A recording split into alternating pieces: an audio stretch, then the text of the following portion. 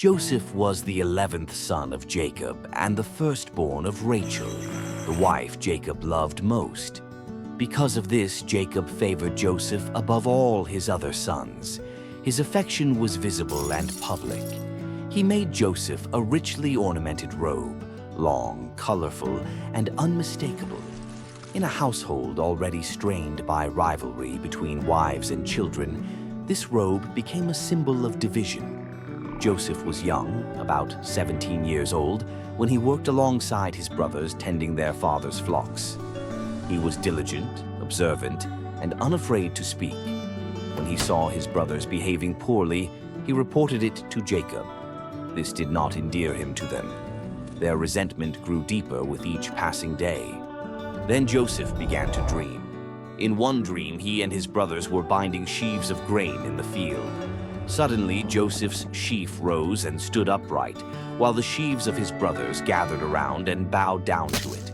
When Joseph told them this dream, their hatred intensified. "Do you intend to reign over us?" they asked. Joseph dreamed again. This time, the sun, the moon, and 11 stars bowed down to him. He told this dream not only to his brothers, but also to his father. Jacob rebuked him publicly, yet inwardly he pondered the meaning. The brothers, however, burned with jealousy. What Joseph did not yet understand was that God was revealing a future far beyond his imagination, a future that would require suffering before fulfillment. One day, Jacob sent Joseph to check on his brothers, who were grazing the flocks near Shechem. Joseph set out obediently, wearing the robe that marked him as his father's favorite. When the brothers saw Joseph approaching from a distance, they plotted against him. "Here comes that dreamer," they said.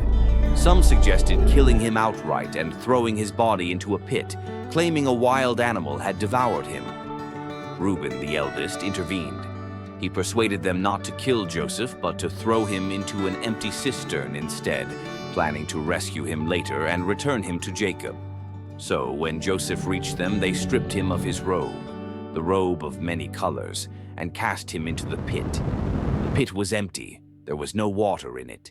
Joseph cried out, pleading with them, but they sat down to eat, unmoved by his distress.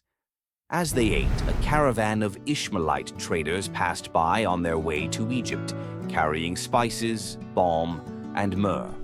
Judah proposed a new plan. Instead of killing Joseph, they would sell him. "What profit is it if we kill our brother and conceal his blood?"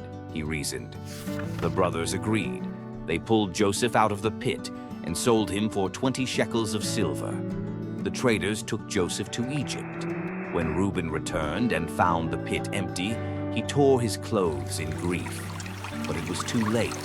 The brothers dipped Joseph's robe in goat's blood and presented it to their father, asking him to identify it. Jacob recognized it immediately. He believed Joseph had been torn apart by a wild beast. Overcome with sorrow, he refused comfort and mourned many days, saying, "I will go down to the grave mourning for my son." Meanwhile, Joseph was carried farther and farther from home. In Egypt, Joseph was sold to Potiphar, an officer of Pharaoh and captain of the guard. Though Joseph was a slave, the Lord was with him. Everything he did prospered.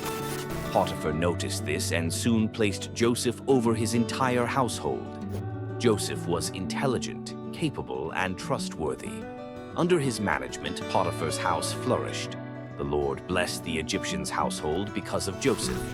Joseph grew into a handsome and well-built man.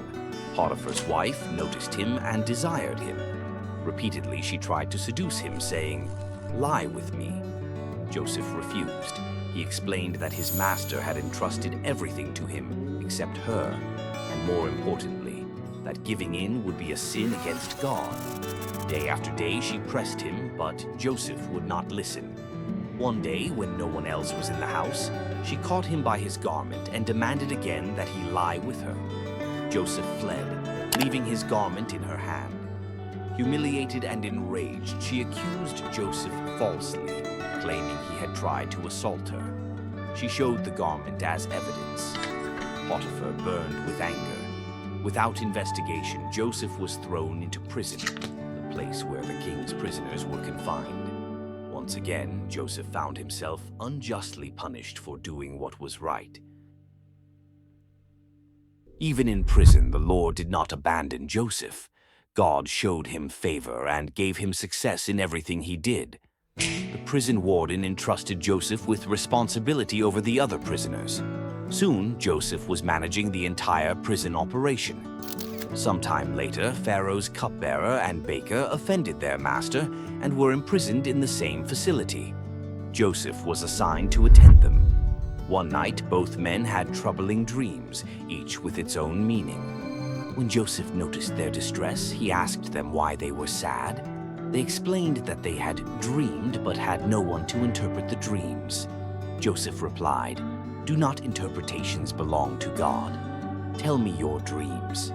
The cupbearer described his dream, a vine with 3 branches that budded, blossomed, and produced grapes, which he pressed into Pharaoh's cup. Joseph interpreted it. Within 3 days, Pharaoh would restore the cupbearer to his position. Encouraged, the baker shared his dream. 3 baskets of bread on his head, with birds eating from the top basket. Joseph interpreted this dream as well. Within 3 days, the baker would be executed. Joseph asked the cupbearer to remember him when restored, and to mention him to Pharaoh, hoping for release. Everything happened exactly as Joseph said. The cupbearer was restored, and the baker was hanged. But the cupbearer forgot Joseph. Joseph remained in prison 2 more years. 2 years later, Pharaoh himself had dreams that troubled him deeply. In the first, he stood by the Nile and saw 7 healthy cows emerge from the river, followed by 7 gaunt cows that devoured the healthy ones. In the second dream, 7 full heads of grain were swallowed by 7 thin ones.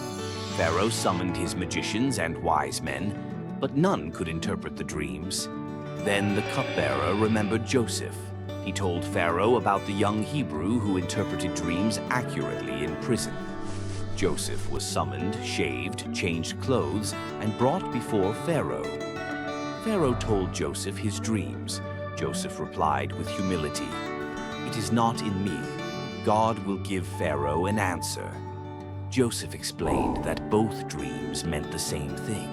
7 years of abundance were coming to Egypt, followed by 7 years of severe famine that would consume the land. He then offered wise counsel. Pharaoh should appoint a discerning man to oversee the collection and storage of grain during the years of plenty.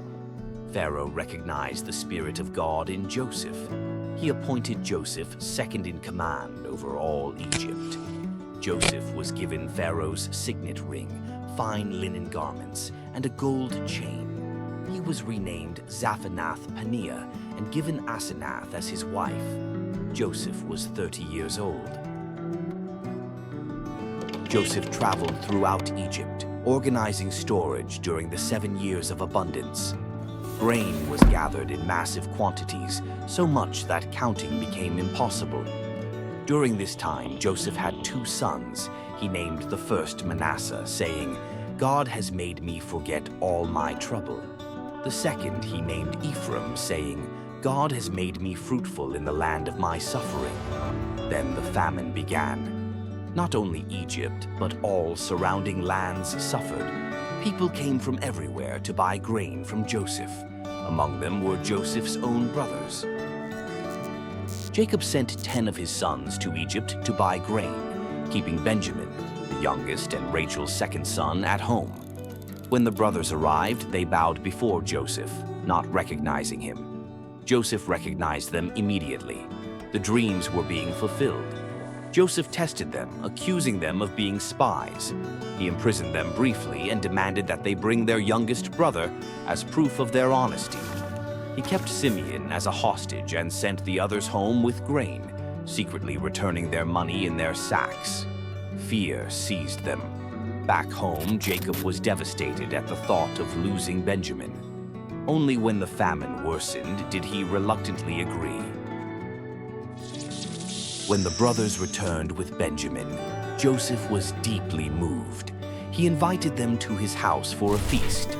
He arranged them in birth order, astonishing them, and gave Benjamin 5 times as much food. But Joseph tested them again. He placed his silver cup in Benjamin's sack and accused them of theft. Judah stepped forward, offering himself as a substitute to protect Benjamin and spare their father's grief. This act showed that the brothers had changed. Overcome with emotion, Joseph dismissed the servants and wept loudly. "I am Joseph," he said. "Is my father still alive?" The brothers were terrified. Joseph reassured them. He explained that God had sent him ahead to preserve life. "You meant evil against me," he said, "but God meant it for good." He invited his family to settle in Egypt. Jacob traveled to Egypt with his entire household. God reassured him in a vision. Joseph met his father and wept in his arms. The family settled in Goshen, where they prospered. Before his death, Jacob blessed Joseph's sons, giving Ephraim the greater blessing. He blessed all his sons, prophesying their futures.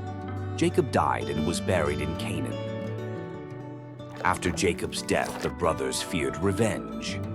Joseph reassured them again, saying, "You meant evil against me, but God meant it for good, to bring it about that many people should be kept alive."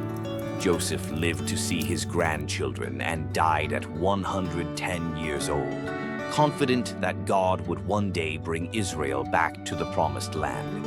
His bones were preserved, waiting for that promise.